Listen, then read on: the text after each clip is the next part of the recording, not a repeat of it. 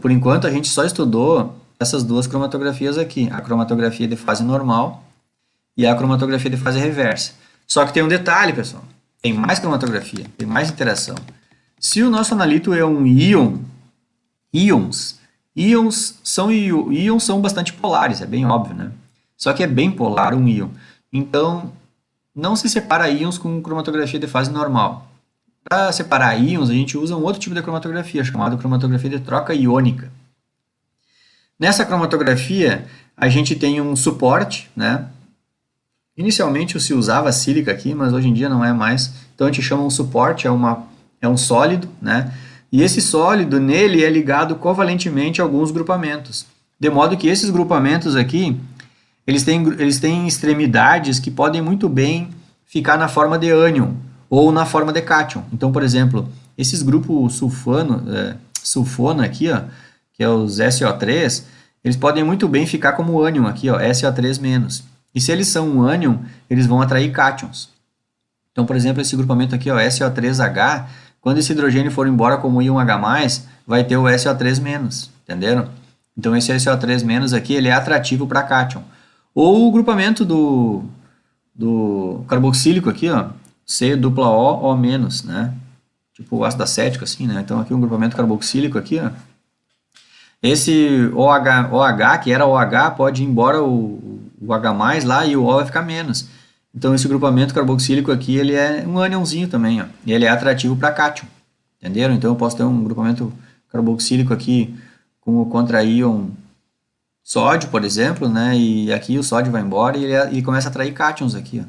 Então, a gente chama isso aqui de trocador de cátions, ó. Um suporte, certo? Pode ser sílica, mas eu acho que hoje em dia não existe mais com sílica. Tem outra tecnologia que eu vou mostrar depois ali. É um suporte, uma molécula, que vai permitir com que a gente grude nela essas extremidadezinhas aqui, que são, no caso, atrativa para cátions. E a mesma lógica é feita, só que com extremidades que viram cátion. Geralmente são grupamentos amino, né? Então, esses grupamentos amino aqui, a gente pode ter o nitrogênio como carga positiva. Então, esses grupamentos amino aqui, eles vão ser atrativos para quem? Para ânion. Então, a gente chama trocador de ânions, certo?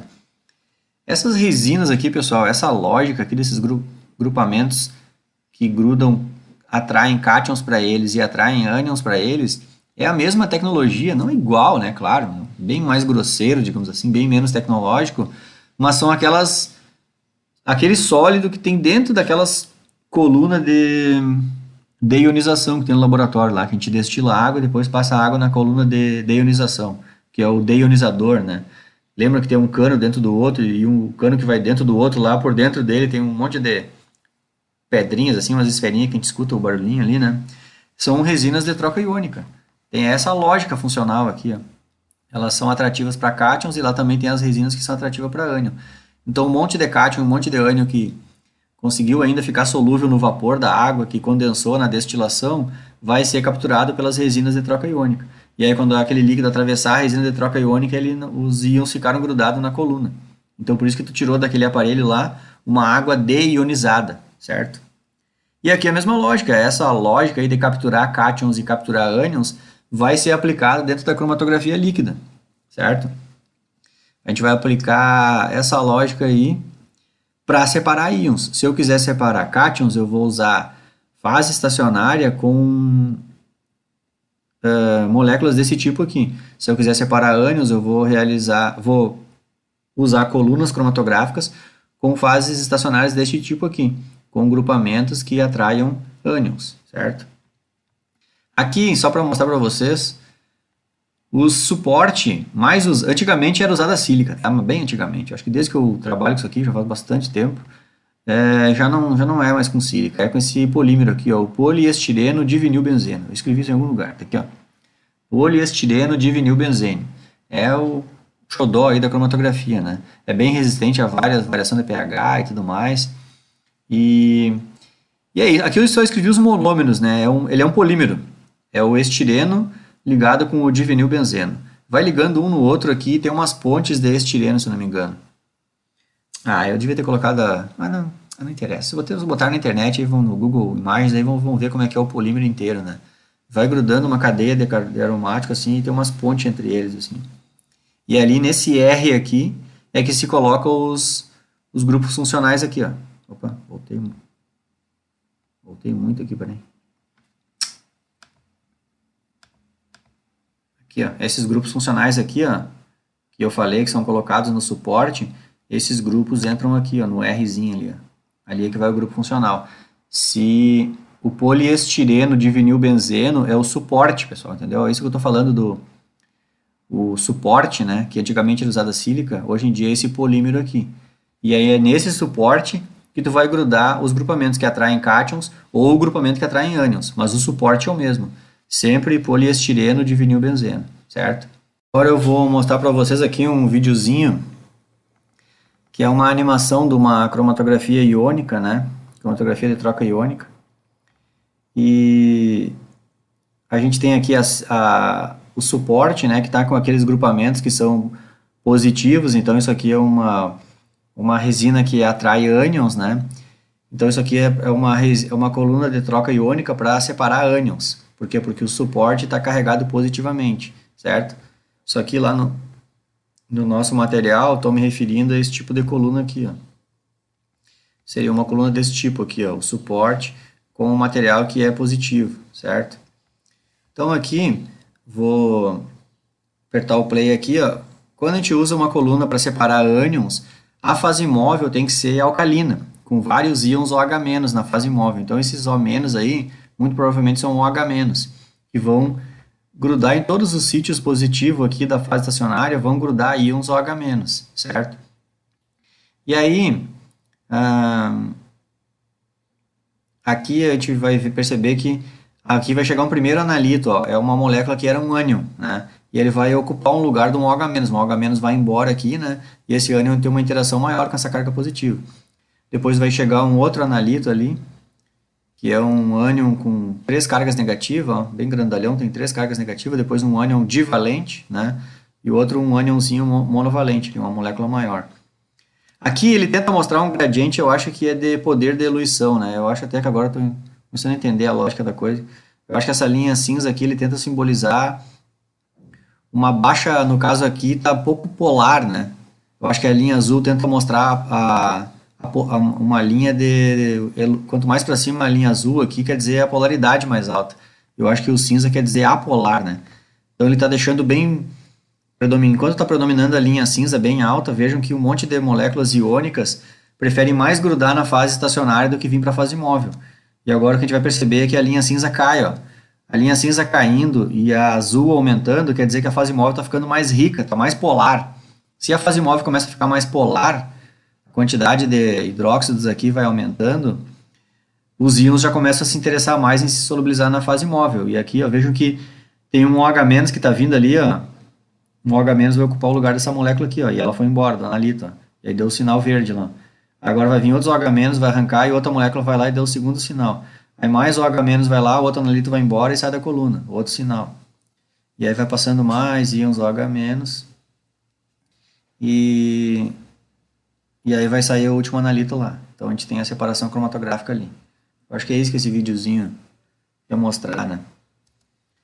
Mas tá boa a animaçãozinha aqui, não. Como tu poderia ser melhor? Até poderia, mas vamos lá. Deixa eu ir adiante aqui. Essa aqui, então, é um tipo de... A gente acabou, então, de estudar mais um tipo de separação cromatográfica. Deixa eu voltar nela aqui. Que é a separação por troca iônica, né? Então, a gente aprendeu, vamos lá, recapitular. A gente aprendeu a fase normal, depois a fase reversa. Agora, a gente aprendeu a cromatografia por troca iônica, que ela é bem específica, né? Análise de íons, troca iônica, ponto final, né? E agora a gente vem para a cromatografia por exclusão. Quando temos moléculas, macromoléculas, moléculas com número atômico... Número atômico? Como é dizer número atômico? Já é a segunda ou terceira vez que eu erro isso. Moléculas com massa molecular muito grande, ou seja, são macromoléculas, aquelas moléculas polímeros, né? Exemplo, proteínas, amido, né? Então, essas moléculas são polímeros de determinados, vários monômeros grudados um no outro para formar aquela macromolécula. Proteína, por exemplo, é formada por aminoácidos. Então, essas moléculas, pelos fatos de elas serem bem grandonas, elas são separadas por por cromatografias da exclusão, que é aquela cromatografia que eu já expliquei lá nos princípios da cromatografia, que é a fase estacionária, ela é simplesmente um sólido, né, um gel, né, ou ele é feito por polímeros também com ligações cruzadas. Então aqui o poliestireno de vinilbenzeno, aquele que é usado como suporte aqui na cromatografia iônica, dá para fabricar uns polímeros com eles, de modo a deixar uns buracos com os tamanhos que é interessante para usar na cromatografia por exclusão. Na real, eu já expliquei como é que é o princípio da cromatografia por exclusão. Inclusive, eu até deixei o vídeo aqui pronto, porque é um vídeo que eu já tinha usado lá quando eu falei da cromatografia por exclusão. Lembra? Molecules larger than the pores in the gel are... Tirar a narrativa aqui da mulher. A gente tem moléculas de diferentes tamanhos vindo numa fase móvel e aqui as moléculas pequenininhas conseguem ocupar esses espaços, né? As grandes, se é um espaço que elas cabem, elas ocupam, depois saem. E as maiores ainda, às vezes, não conseguem entrar em buraco nenhum. Portanto, nesse quesito de moléculas conseguirem entrar e saírem dos buracos ali que existem na fase estacionária, as moléculas bem pequenininhas vão ser as que vão levar mais tempo, porque toda hora elas caem no buraco, saem do buraco, entram no buraco, saem do buraco. E as grandonas não conseguem entrar em buraco nenhum, então elas vão atravessar esse percurso em um tempo menor. Eu posso soltar o vídeo aqui, porque é um vídeo que a gente já tinha visto, né? Lá nos princípios da cromatografia. Vejam que as vermelhas vão sair primeiro, e depois as amarelas, que são um pouco menores, em alguns buracos elas entram, mas nem todos. E as amarelinhas entram em todos os buracos quase, né? E aí aqui vai dar o sinal da vermelha, depois o sinal da molécula laranja, e depois as moléculazinhas amarelas. Então acho que eu já tinha passado esse videozinho, né? Que é o cromatografia por exclusão, né? Bom, outro tipo de cromatografia que eu não achei nenhum videozinho aqui é a cromatografia por afinidade, que eu também já tinha explicado. Ela é baseada em reações específicas, né? A gente tem enzima reagindo com o substrato, é uma reação específica, anticorpo com seu antígeno, ou receptores com seus respectivos hormônios, né? E ela é bastante usada em análise bioquímica. Então esse aqui é um outro tipo de separação cromatográfica. Esses são os principais tipos, né, pessoal? Vejam que não são tantos, né? Ó, posso ver rapidão aqui, ó. Fase normal, fase reversa, troca iônica, exclusão e afinidade. Não são tantos assim. Aqui eu peguei uma tela, esse fluxograma que eu peguei do Harris. É muito bom esse fluxograma. Eu até nem vou explicar ele, né? Só vou dizer que é o seguinte, ó. Ele é um fluxograma, um norte para alguém, né? Por exemplo, assim, ó, qual fase estacionária eu escolho na HPLC? Ah, então tu te faz uma seguinte pergunta. Deixa eu deixar... Ih, eu cliquei numa coisa que não era. Não é esse aqui que eu queria clicar. Me perdi aqui, peraí. Eu queria clicar aqui. Não, quase não dá para ler, né? Mas assim, ó, a primeira pergunta que a gente faz é a seguinte, ó, são dois fluxogramas. Eu quero analisar uma molécula que tem massa molecular menor que 2000 ou a minha molécula tem massa molecular maior que 2000? Aí tu já é uma resposta. Ah, não, a molécula que eu quero analisar, não, tá louca, massa molecular bem menor. 100 e poucos, 200, menos de 100. Esses são os meus analitos, né? Massa molecular é bem baixa, então tu já vem para cá. Tá? Segunda pergunta. Essas moléculas que tu quer analisar, esses analitos, eles são solúveis em solventes orgânicos ou eles são solúveis em água? Aí tu vai ver, né? Ah, são solúveis em solvente orgânico. E aí tu começa a responder as perguntas aqui. Tá aí, ele é solúvel em solventes apolares, até solventes fracamente polares, né?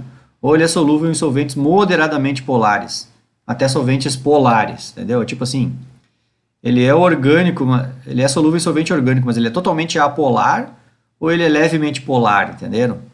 É isso que é a pergunta. E assim a mesma coisa. Ele é solúvel em água, tá? Mas ele é solúvel em água, mas ele é iônico, tem íon, ou não? Ele é simplesmente uma molécula polar, entendeu? É bem isso, tipo assim, se tu vier pro lado de cá, tu tá com uma molécula apolar. Agora a próxima pergunta é muito apolar ou nem tanto? E aqui é a mesma coisa, tu vem pro lado de cá e aí tu tá com uma situação que a molécula é polar. Tá, é muito polar, que é o iônico, né? Ou não é tanto assim, entendeu? E aí vai, eu não vou ficar discutindo essa... Vocês já sabem isso aqui, vocês vão bater o olho aqui. Bom, acabou meu tempo aqui, peraí.